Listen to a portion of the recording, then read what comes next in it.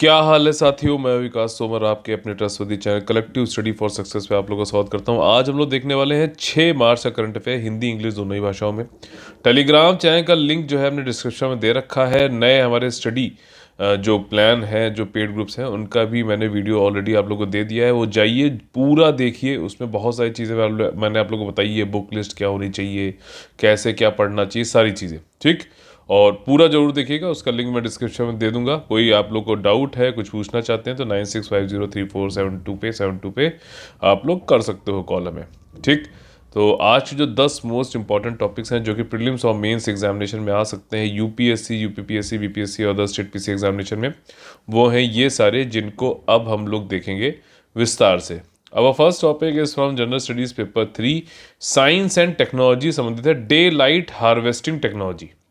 Day light harvesting technology आसान भाषा में अगर समझें तो जो दिन में हमें सूर्य से जो लाइट मिलती है उसको जो है बचाओ और उसी से पूरी बिल्डिंग में जो है लाइटिंग करो। ठीक है ना। इससे क्या होगा कि आप इलेक्ट्रिसिटी का कम उपयोग करेंगे, आपकी एनर्जी एफिशिएंसी दक्षता जो है वो बढ़ेगी, कार्बन उत्सर्जन कम होगा, ग्लोबल वार्मिंग नहीं होगी, ठीक, क्लाइमेट चेंज नहीं होगा और भैया पैसे भी कम लगेंगे।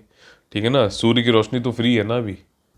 ठीक, तो ये चीज़ें जो टेक्नोलॉजी है, इसको भारत में सिर्फ एक स्टार्टअप कंपनी कर रही है जिसका नाम है day light harvesting technologies sky shade day light private limited. इसने ये हैदराबाद में है और इसने समझौता ज्ञापन किया है अभी department of science and technology के टेक्नोलॉजी डेवलपमेंट बोर्ड के साथ में। ठीक, इसको मैं पहले भी आप लोग को पढ़ा चुका हूँ। ये एक स्वायत्त जो है निकाय है, बॉडी है, टेक्नोलॉजी डेवलपमेंट बोर्ड। तो अब इसके नाम से समझ में आ रहा है, टेक्नोलॉजी को डेवलप विकास करता है उसका बोर्ड है। Department of science and technology के साथ में आता है। ये नई जो टेक्नोलॉजी है डे लाइट हार्वेस्टिंग, काफ़ी अच्छी है। कार्बन फुटप्रिंट को कम करता है, बिल्डिंग की एनर्जी एफिशिएंसी को इम्प्रूव करता है, ऊर्जा दक्षता को। तो ये इस पे वर्क कर रहा है, दोनों लोग के बीच में समझौता ज्ञापन हुआ है। नेचुरल सनलाइट को जो है रूम में लाकर बढ़िया लाइटिंग रखो, 9 से 11 घंटे तक प्रतिदिन जो है कर सकता है इसके थ्रू। और इससे जो है आपका इलेक्ट्रिसिटी जो लाइटिंग एनर्जी कंजम्पशन है वो 70 से 80% तक कम हो जाता है। ठीक, याद रहेगा ये टेक्नोलॉजी। अच्छा, इसी के साथ में जैसे इंडिया में तो नहीं, लेकिन यूएसए में एक चीज़ होती है, इंटरलिंकिंग करके बता रहा हूँ, डे लाइट सेविंग। ठीक है ना, ये तो हमने टेक्नोलॉजी देखी। डे लाइट सेविंग क्या चीज़ होती है बताइए, कमेंट जरूर करिए, इंपॉर्टेंट है। Our next topic is from general studies paper 3, science and technology संबंधित सारस 3 रेडियो टेलीस्कोप। सारस 3 रेडियो टेलीस्कोप, ये भारत में ये टेलीस्कोप है और इसमें एक्चुअली क्लेम किया गया था ये एरिजोना स्टेट यूनिवर्सिटी के साइंटिस्टों के द्वारा और मैसाचुसेट्स इंस्टीट्यूट ऑफ टेक्नोलॉजी, ये यूएसए में है। 2018 में इन्होंने क्लेम किया था भाई साहब कि हमको एक रेडियो वेव मिली है।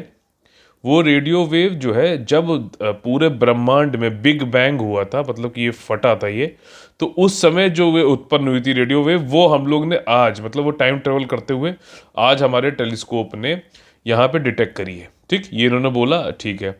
इसको जो है कई लोगों ने बोला कि बहुत अच्छी डिस्कवरी है, ये पहली बार ऐसा हुआ है कि जो पहला फर्स्ट स्टार का बर्थ हुआ था उस समय जो रेडियो वेव है उसको हम लोग जो है देख पाए हैं।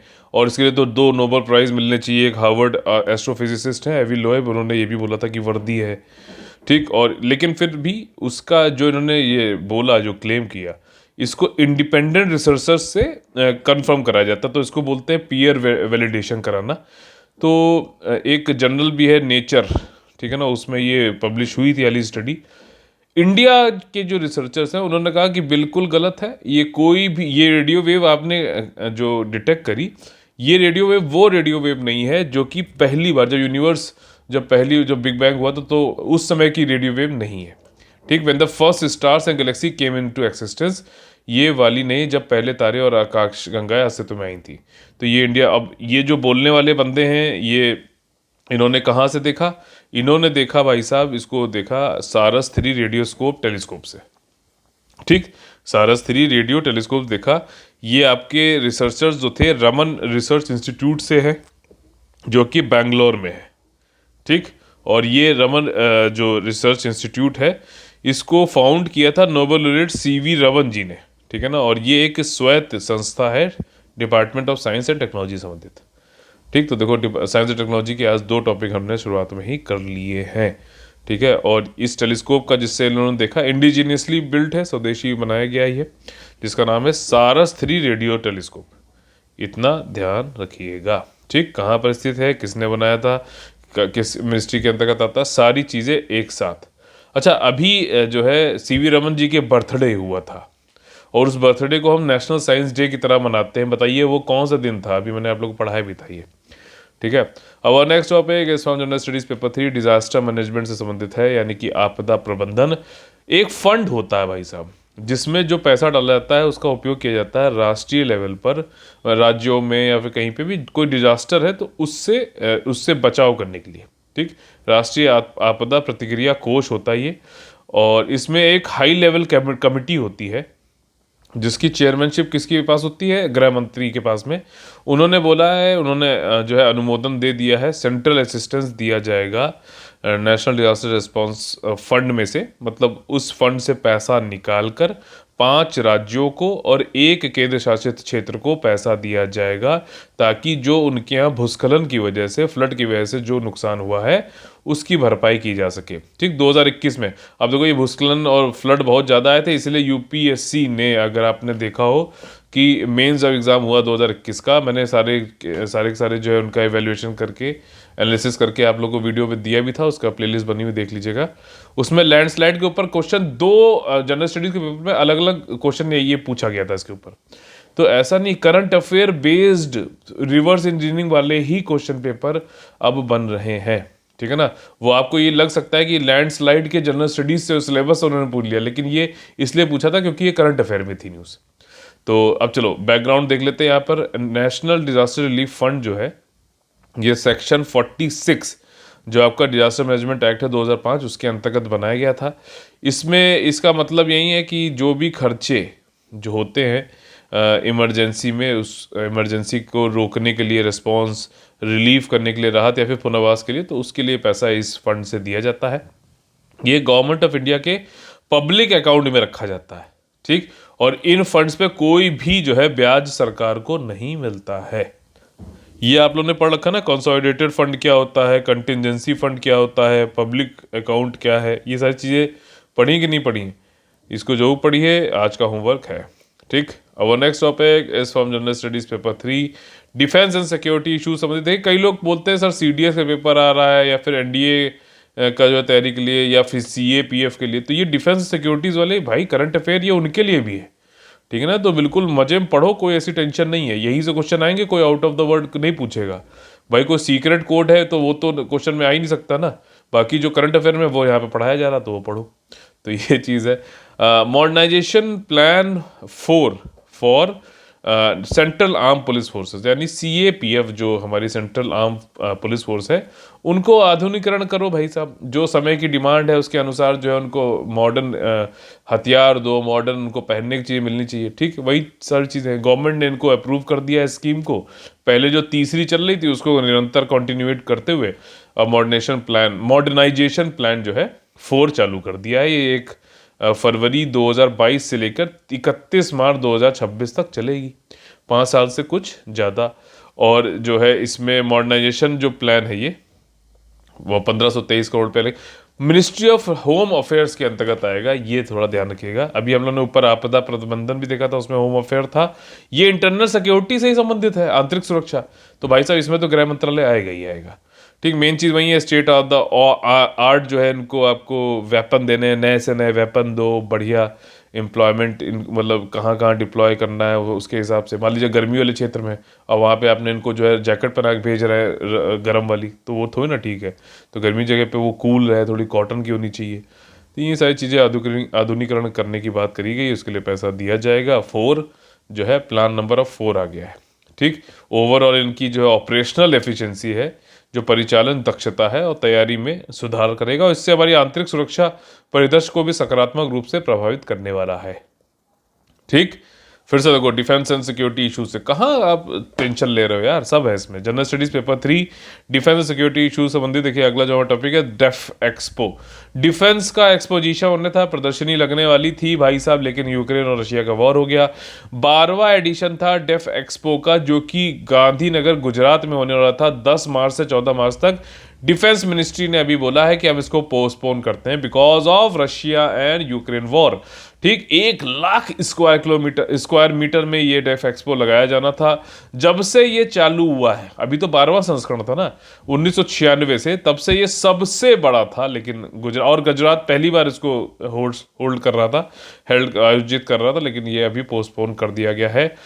Over 50 defence minister and heads of arm forces, मतलब दुनिया से आने वाले थे इसमें, लेकिन पोस्टपोन हो गया है। ठीक, कौन सा संस्करण, अब देखो इसमें क्या क्या चीज याद रखने वाली है। कौन सा सेशन था, कब चालू हुआ, ठीक, गुजरात पहली बार कर रहा था, और ये कौन सी डेट में था, क्योंकि स्टेट पीसीएम में ये भी पूछ लेता है।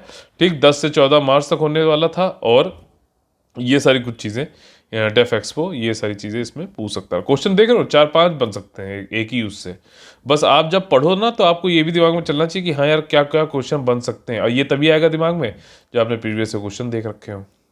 ठीक, नहीं तो आप यहाँ डेली जो भी मैं बताता हूँ उसको अलग से, जो भी लर्निंग बताता हूँ, जैसे ये लर्निंग बताई, तो उसको एक जगह पेपर पे लिखते चला करो, और उस पेपर को जो है आप रिवाइज कर लो, कभी सोने से पहले एक बार देख लिया, ताकि जो है आप लोग की पूरी जो पढ़ने की जो सेल्फ स्टडी की जो तरीका है वो बहुत ही बेहतरीन हो जाए।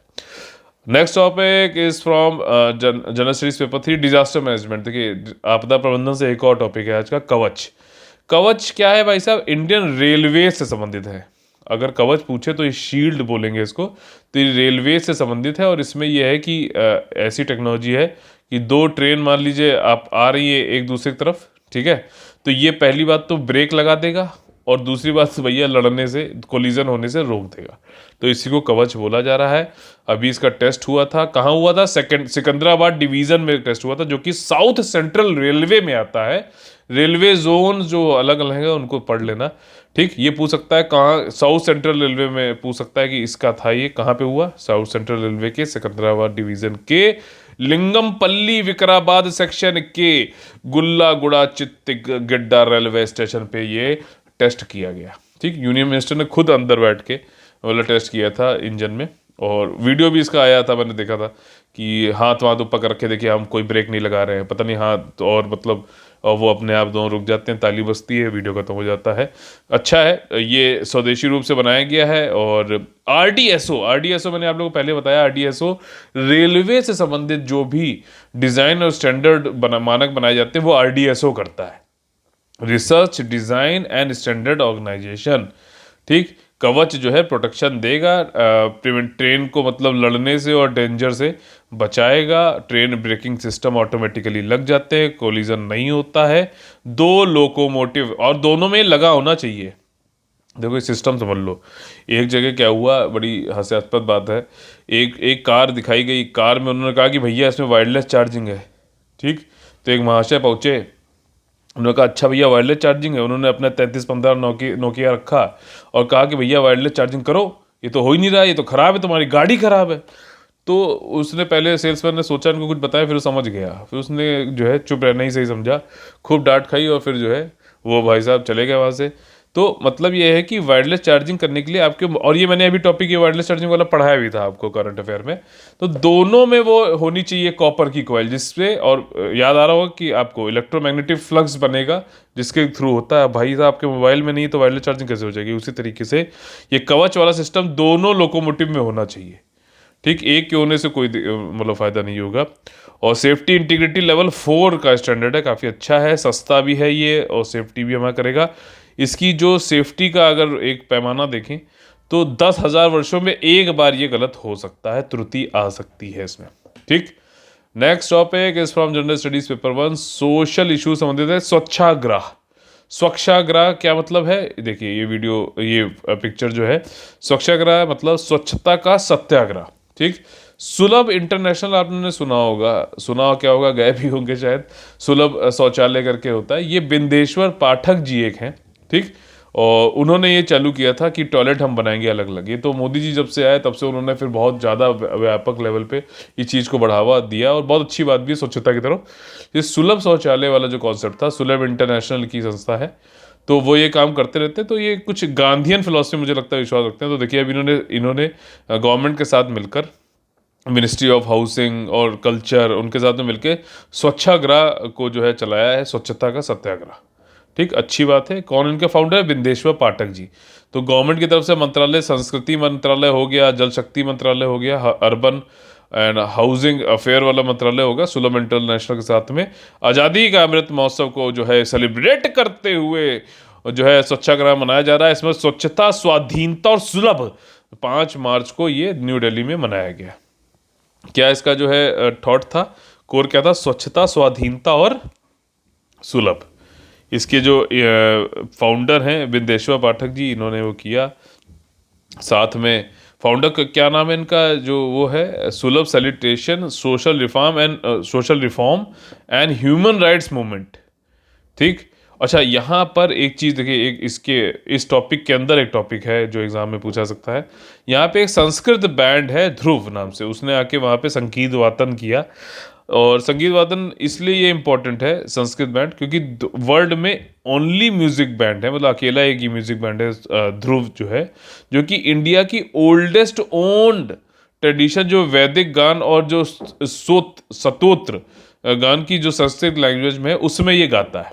ठीक, तो ध्रुव संस्कृत बैंड जो है अकेला एकमात्र दुनिया का बैंड है जो संस्कृत भाषा में वैदिक गण और सतोत्र गण को भारत की सबसे पुरानी परंपरा पर आधारित है, उसको गाता है। स्तोत्र जो होता है ये संस्कृत में इसका मतलब होता है ओड, यूलॉजी या फिर हाइम ऑफ प्रेज। ठीक है ना, यानी कि एक भजन। और इसका ये it is a literary genre of, ये जेनर नहीं बोलते हैं इसको, जॉनर बोलते हैं, ऑफ इंडियन रिलीजियस टेक्स्ट। ठीक है, भारतीय धार्मिक ग्रंथों की एक साहित्यिक शैली है जिसमें डिज़ाइन टू मेलोडिकली संग। तो इसको मेलोडी मतलब थोड़ा सा विधुर रूप से गाया जाता है। इसके विपरीत अगर आप देखो, शास्त्र, सतोत्र हो गया और दूसरा शास्त्र हो गया। सतोत्र जो है आप मेलोडी मधुर रूप से गा सकते हो, शास्त्र जो होते हैं उनको रिसाइट किया जाता है, मतलब पढ़ा जाता है, जैसे हम लोग पढ़ रहे हैं यहाँ पर। ठीक है, तो वो चीज़ें इनमें थोड़ा सा फर्क है। स्तोत्र क्या है, कौन सा गुरु ये बैंड है जो कर रहा है, संस्कृत से संबंधित है, उसका मतलब क्या है, ये क्वेश्चन स्वच्छाग्रह के अंदर एक सब टॉपिक था, तो ये पूछा जा सकता है आर्ट एंड कल्चर में। ठीक, और next topic general studies paper 3, defence और सिक्योरिटी इशूज। बताओ CAPF वालों जो एग्जाम देने वाले हो, ACIO का, कहाँ कोई कमी है? सब तो आपको यहाँ डिफेंस की भी न्यूज़ मिल रही है। SF रॉड्रीग्स जो है, इनका देहांत हो गया, और मोदी जी ने एज यूजुअल इनके काफ़ी दुख व्यक्त किया है, गहरा दुख व्यक्त किया है, सॉरी। और इन्होंने, इनका फुल फॉर्म जो फुल नेम था, जनरल सुनीत फ्रांसिस रॉड्रिग, ये इंडियन आर्मी के ऑफिसर थे और चीफ ऑफ आर्मी स्टाफ भी रहे हैं ये इंडियन आर्मी के 90 से 93 तक। ठीक, SF रॉड्रिग्स, और ये नेशनल सिक्योरिटी एडवाइजरी बोर्ड के 2 टर्म भी इन्होंने सर्व किए थे। ठीक है ना, रिटायर होने के बाद। ये नेशनल सिक्योरिटी एडवाइजरी बोर्ड क्या चीज़ है, ये कमेंट करके बताइए, नहीं तो पूछेगा ग्रुप में, बता दूंगा। ये गवर्नर भी रहे पंजाब के 2004 से लेकर 2010 तक। और नेक्स्ट टॉपिक इस from general studies paper 3, environment से संबंधित है। ग्लाइकोस्मिस एल्बी कार्पा, ग्लाइकोस्मिस एल्बी कार्पा, सही बोल दिया भाई।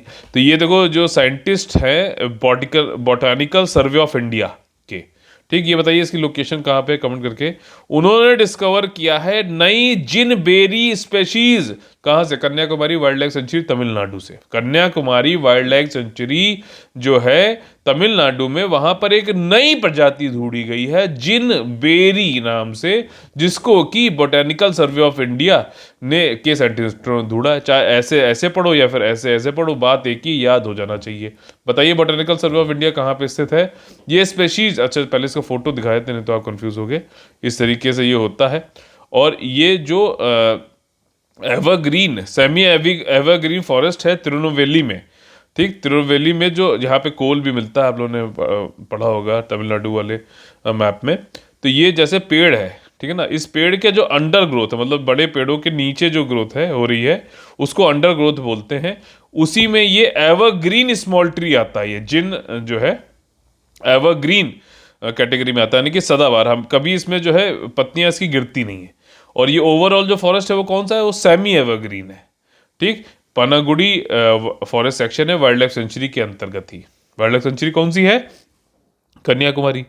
ग्लाइकोस्मिस एल्बी कार्पा, एल्बी कार्पा ये एक अलग से वाइट फ्रूट होता है बड़ा सा, जो कि वेस्टर्न घाट में एंडेमिक यानी कि स्थानिक है, वहीं पाया जाता है। ठीक, और the species belong to orange family Rutaceae. ठीक, रूटेसे की फैमिली, रूटासी से फैमिली से ये इस मतलब बिलोंग करता है। ये many of the related plant of this taxonomic group are being utilise for medicinal value of food के लिए यूटिलाइज किया जाता है। और जो भी प्लांट कलेक्ट किए जाते हैं from the wild mainly local use, food और मेडिसिन की तरह यूज होता है। तो काफ़ी अच्छी बात है, नई प्रजाति में मिल गई। ये जो बेरी है तो भाई जिन बेरी बोला, लेकिन बेरी की बेर वाली जो है ना बात, तो ग्लाइकोस्मिस स्पेशीज जो है इसमें एक यूनिक करेक्टरिस्टिक होती है, जैसे कि जिन का एरोमा आता है, खुशबू आती है। और एडिबल फ्रूट में भी इसको यूज़ किया जाता है, खाद्य फल में।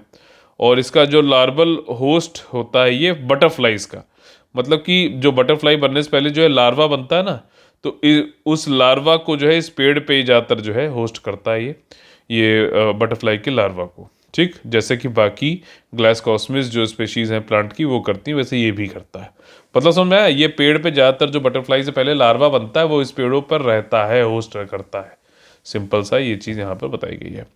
Our next topic is from general studies paper 2 international relation संबंधित यूक्रेन रशिया का संघर्ष। भाई साहब इंडिया देखो, एक संस्था है United nation human rights council. ठीक, तो हम लोग करंट अफेयर पढ़ेंगे और उसके पीछे जाकर रिवर्स इंजीनियरिंग करते हुए जनरल स्टडीज का बैकग्राउंड भी पढ़ेंगे, ताकि कंप्लीट तैयारी और इसी तरीके से क्वेश्चन आ भी रहे। तो देख लो, अब क्या है कि अगर वो वहां पर UNHRC से क्वेश्चन पूछ ले तो कोई मतलब ये जो है गलत बात नहीं होगी। क्यों, न्यूज़ में ये था। अब इंडिया एब्सटेन कर गया, ये तो रिक्शे वाले को ही पता है, लेकिन ये UNHRC कैसे काम करता है, कहाँ पर स्थित है, क्या चीज़ें, कैसे इसके प्रशासन होता है, ये चीज़ पता पढ़ा आपने तभी तो वो, ये कौन पढ़ेगा, एस्पिरेंट पढ़ेंगे, जो प्रशासनिक अधिकारी बनना चाहता है वो पढ़ेगा। ठीक, तो देखो इंडिया ने एब्सटेन कर दिया। ठीक, UN ह्यूमन राइट्स काउंसिल जो जिनेवा में है, उसने एक रेजोल्यूशन लेके आए थे कि रशिया ने जो अटैक किया है यूक्रेन के ऊपर, इसकी कड़ी निंदा किया जाए, स्ट्रांगली कंडेम करना चाहिए। तो इंडिया ने कहा ऐसा है कि हम इस पर कोई वोट नहीं डालें, हम ना इसको हाँ बोलेंगे ना बोलेंगे। ठीक, ये इन्होंने बताया है। रेजोल्यूशन ये कह रहा था, कड़ी निंदा कर रहा था कि रशिया का जो एग्रेशन है यूक्रेन के ऊपर वो ठीक नहीं है। और अभी काफ़ी देखो दिक्कत है वैसे कि न्यूक्लियर वॉर हो सकता है, गलती से स्टार्ट होगा लेकिन फिर वो वॉर में बदल जाएगा। जेफरोजिया न्यूक्लियर पावर प्लांट है यूक्रेन का, ये यूरोप का सबसे बड़ा न्यूक्लियर पावर प्लांट है। नाम बहुत ही बेहतरीन है, जयपोरिजिया। इसका नाम ढंग से सुन पढ़ लेना, क्योंकि मान लो इससे रिलेटेड उसने क्वेश्चन पूछा, जो कि मुझे लगता है कि नहीं पूछेगा जहाँ तक है, तो ऐसी इसी तरह के नाम उसको और ढूंढने पड़ेंगे। ठीक, चेरनोबिल बोल सकता है, या फिर कोई और बोल सकता है आसपास के।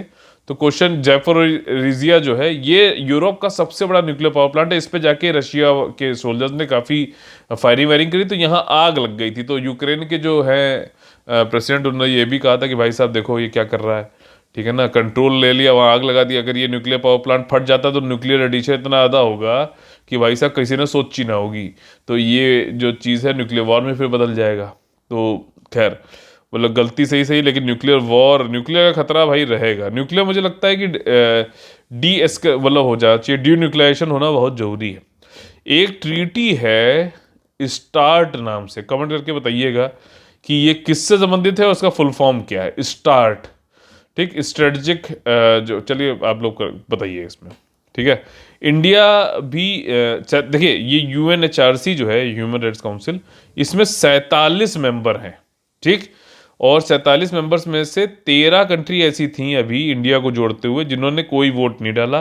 32 कंट्री ऐसी थीं जिन्होंने वोट डाला इसके फेवर में कि हाँ रशिया ने गलत किया है, और 2 कंट्री ऐसी थी जिसमें से एक रशिया था और दूसरा इरिट्रिया। बताइए इरिट्रिया की जो है मैपिंग करके बताइए कि कहाँ पर ये स्थित है इरिट्रिया। इन दोनों ने इसके अगेंस्ट वोट किया। ठीक, तो चाइना ने भी मतलब ना फेवर किया, चाइना भी एब्सटेन कर गया था। और only Russia and Eritrea voted against the resolution. अच्छा बताइए, चाइना क्या इस 47 मेंबर में से मेंबर है भी? यूएनएचआरसी क्या है? यूएनएचआरसी जो है एक अंतर सरकारी बॉडी है यूनाइटेड नेशन सिस्टम की। इसका ऑफिस जिनेवा में है। जिनेवा कहाँ पर है, कमेंट करके बताइए। It was founded in 2006। ये मैंने कल ही आप लोगों को बताया था, इसलिए पूछ रहा हूँ। इट वाज फाउंडेड इन 2006 में बना था। इसने इससे पहले जो United nation commission on human rights था उसको रिप्लेस कर दिया था, क्योंकि ये बोला जा रहा था कि भाई साहब ये UNCHR जो है, कमीशन ऑन ह्यूमन राइट्स, ये ऐसे लोग को मेंबर बना ले रहा है भाई साहब जिनका खुद का ह्यूमन राइट्स का रिकॉर्ड ही बहुत बेकार है। तो इसलिए क्रिटिज्म हुआ, तो उसको हटा के अब UNHRC हो गया। इसमें अभी 47 मेंबर हैं, जिसको कि इलेक्ट किया जाता है यूएन के जनरल असेंबली के द्वारा। ठीक, जो यूएन की जनरल असेंबली जिसमें 193 के करीब मेरे ख्याल से देश हैं, तो वो लोग 47 मेंबर को निर्वाचित करते हैं। ठीक, और जो काउंसिल की मेंबरशिप है ये बेस्ड होती है इक्विटेबल जोग्राफिकल डिस्ट्रीब्यूशन के, मतलब अलग अलग कॉन्टिनेंट से अलग अलग मेंबरशिप डिसाइडेड है इसमें। ठीक, तो कैसा लगा आज का सेशन आप लोग को? अगर अच्छा लगा तो प्लीज़ लाइक बटन दबाइए, ज़्यादा से ज़्यादा लोग को जोड़िए, कमेंट जरूर आंसर्स करिए, शेयर और सब्सक्राइब जरूर करवाइए लोगों को। पेड ग्रुप की डिटेल्स मैंने आप लोग को दे दी हैं, आप लोग को इसी वीडियो की लिंक डिस्क्रिप्शन में मैं जो है उसका लिंक जोड़ दूंगा। फिर भी ये मेन चैनल है, कई सारे इनिशिएटिव हमारे यहाँ पे चलते रहते हैं। ठीक, फ्री शब्द मैं नहीं यूज़ करूँगा। फ्री शब्द आप लोग के लिए हो सकता है, लेकिन आप लोग फिर उसको जो है अहमियत नहीं समझते हो। बहुत मेहनत करके मैं वो चीज़ें भी आप लोग को जो है बिना किसी पैसे के दे रहा था, जिसके लिए लोग हज़ारों रुपए चार्ज करते हैं। और इसके ऊपर जो अभी मैं स्टडी प्लान आप लोग को मैंने बताया, इसका वीडियो लिंक में डिस्क्रिप्शन में दे रखा है, उसका लिंक जरूर देखिएगा पूरा वीडियो। उसमें और इतनी सारी चीज़ें दे रहा हूँ बहुत ही कम जो है, बहुत ही कम पैसे में, जो जिसके लिए लोग जो हज़ारों नहीं लाखों रुपए लेते हैं।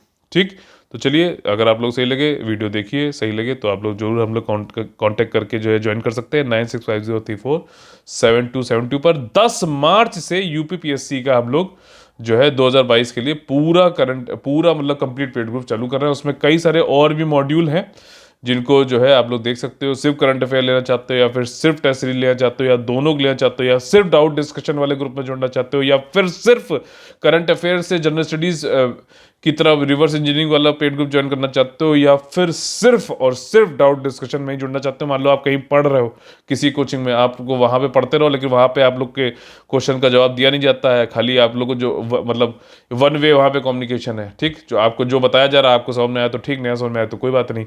तो आप लोग सिर्फ डाउट डिस्कशन वाला भी हमारे साथ ज्वाइन कर सकते हो, जिसमें आप जो जहाँ भी पढ़ो कोई दिक्कत नहीं, आके हमसे डाउट पूछो कि भैया सर ये बता दीजिए, वो मैं आपको डाउट आपका क्लियर करूंगा, ताकि आपकी जो है अंडरस्टैंडिंग बढ़ती रहे। और वहाँ पे काउंसलिंग और गाइडेंस तो रह गई। साथ ही साथ हमने एक और भी चालू किया है, जिसमें कि पूरे मतलब कॉलिंग पूरा, मतलब आप लोग को एक काउंसलिंग, एक पर्सनल टच देने की बात है, कि आप लोग पूछोगे भाई कहाँ क्या पढ़ते थे, क्या चीज़ें, क्या कमियां हैं, ताकि एक डायग्नोसिस हो जाए कि भाई साहब कमी कहाँ है। जैसे आप जाते हो ना डॉक्टर के पास, तो वो आपसे कहता है भैया ये टेस्ट करा लो, तब उसको टेस्ट कराने पे पता चलता है अच्छा भैया कि रूट कॉज क्या है प्रॉब्लम का। वैसे मैं चाहता हूँ कि आप लोग की रूट कॉज पता चले, प्रॉब्लम की कहाँ है, फिर आपको जो है तैयार की। ऐसा नहीं कि एडमिशन ले लिया फिर जैसे जो जो पानी बहाया जा रहा था सबके लिए, वैसे आपके लिए बहाया जा रहा है। वो तो मार्केटिंग की मतलब बेवकूफ़ बनाने वाली बात है। तो वैसे नहीं, यहाँ पर थोड़ा सा बात करके, डायग्नोसिस करके, और फिर आपकी अपनी, क्योंकि एवरी एस्पिरेंट इज़ यूनिक, तो उसकी जो कैपेसिटी है, कैपेबिलिटी, उसके अनुसार उसका जो है पढ़ाने में कोशिश, उसकी मदद की जाएगी, रिफॉर्म किया जाएगा। ठीक, तो चलिए मिलते हैं अगली वीडियो में, तब तक लिए आप लोग से लेते हैं अलविदा। जय हिंद, जय Bharat, all the very best है, वंदे वंदे मातरम।